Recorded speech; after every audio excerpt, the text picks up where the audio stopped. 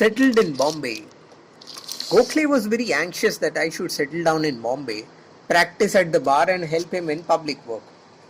Public work in those days meant Congress work, and the chief work of the institution which he had insisted to found was carrying on the Congress administration. I liked Gokhale's advice, but I was not overconfident of success as a barrister. The unpleasant memories of past failure were yet with me, and I still hated as poison the use of flattery for getting briefs. Now I therefore decided to work first at Rajkot. Kevalram Mauji Dave, my old well-wisher, who had induced me to go to England, was there, and he started me straight away with three briefs. Two of them were appeals before the judicial assistant to the political agent in Kathiawad, and one was an original case in Jamnagar. This last was rather important. On my saying that I could not trust myself to do it justice, Kevalram Dave exclaimed, "Winning or losing is no concern of yours. You will simply try your best, and I am of course there to assist you." The counsel on the other side was the late Sri Samarth. I was fairly well prepared.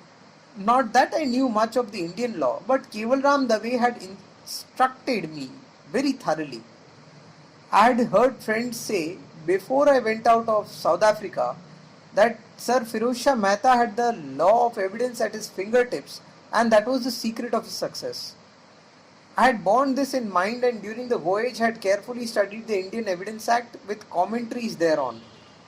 There was of course also the advantage of my legal experience in South Africa. I won the case and gained some confidence. I had no fear about the appeals, which were successful. All this inspired a hope in me that after all I might not even fail even in Bombay. But before I set forth the circumstances in which I decided to go to Bombay, I shall narrate my experience of the inconsiderateness and ignorance of English officials. Judicial assistant's court was peripatetic.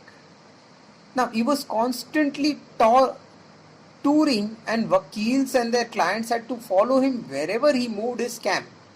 The vakils could charge more whenever they had to go out for headquarters, and so the clients had naturally to incur double the expenses. The inconvenience was of no concern of the judge. The appeal of which I am talking was to be heard at Veraval, where plague was raging.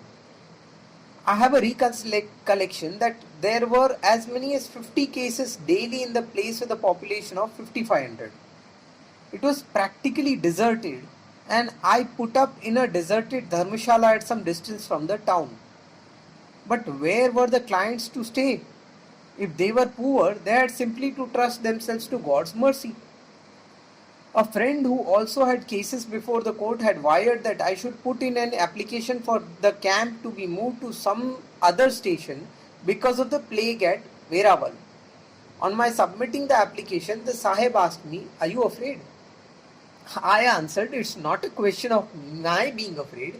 I think I can shift for myself, but what about the clients?" "The plague has come to stay in India," replied the Sahib. "Why fear it? The climate of Veraval is lovely." The Sahib lived far away from the town in a palatial tent pitched on the seashore. Surely people must learn to live thus in the open. Now, it was no use arguing against the philosophy. The Sahib told his Shirastedar, "Make a note of what Mr. Gandhi says and let me know if it is very inconvenient for the vakils or the clients." The Sahib, of course, had honestly done what he thought was the right thing.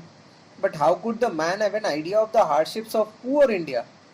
How was he to understand the needs, habits, and idiosyncrasies and customs of the people? How was one accustomed to measure things in gold sovereigns all at once to make calculations in tiny bits of copper? As the elephant is powerless to think in the terms of the ant, in spite of the best intentions in the world, even so is the Englishman powerless to think in terms of or legislate for the Indian. But to resume the thread of story, in spite of my successes, I had been thinking of staying on in Rajkot for some time longer.